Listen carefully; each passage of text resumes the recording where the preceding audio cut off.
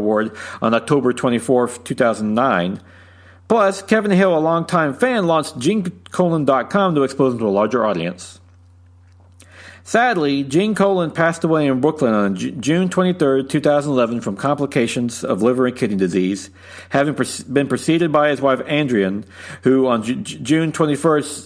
on June 21st, 2010. He is survived by his children and grandchildren, along with a legacy of comic book art that is unparalleled, from Daredevil to Dracula to Batman. Gene Colan's moody and atmospheric art was like no other, succeeding from the golden age to today, and quite frankly seemed to get better as he got older, despite his later health troubles. Even greater proof is the numerous characters he helped create, as both Blade and Captain Marvel / Carol Danvers are movie stars today. Gene Colan was a true comic book legend, and the medium is greater for his place in it.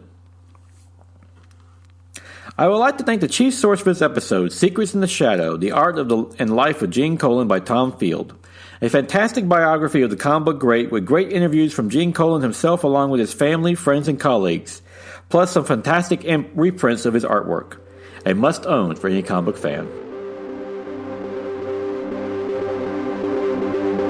And now is December 3rd, 2020, time for the favorite comic book of the week. King in Black, #1 by Donny Cates and Ryan Stegman, that sees the long-awaited arrival of Null, the symbiote god, to Earth as he seeks out Brock, and all of the Avengers and most of Earth's heroes are almost powerless to stop him.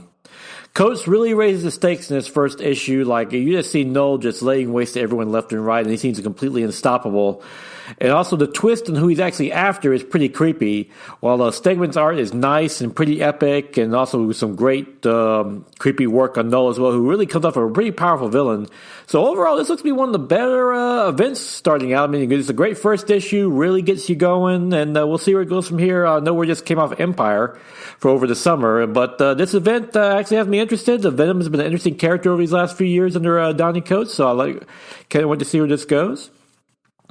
And also, I like to go ahead and pitch out some two comic book podcasts I've been listening to. One is the Comic Book Club, which is a great weekly podcast that has great interviews from many creators, and also does a weekly The Stack podcast, which focus on the current comic books coming out. And also, they'll specialize in shows on The Boys or Umbrella Academy, some TV comic book shows. So yeah, definitely check that one out on any podcasting platform you pick them up. And also the Comic Book Coupling Counseling, which is a great podcast that examines the many relationships inside podcasts by a husband and wife, hosted by a husband and wife team. And they examine how from everyone from Scott Summers to Jean Grey to Elena and Marco and Saga, to Scott Free and Big Barter and Mr. Miracle, to examine how do these couples actually relate, what do they do wrong, what do they do right, and even throw in some real life couples counseling books to add some extra gravitas to the whole thing. But yeah, two great podcasts out there, Comic Book Club and Comic Books Couples Counseling. Definitely check them out on any podcast platform you can find.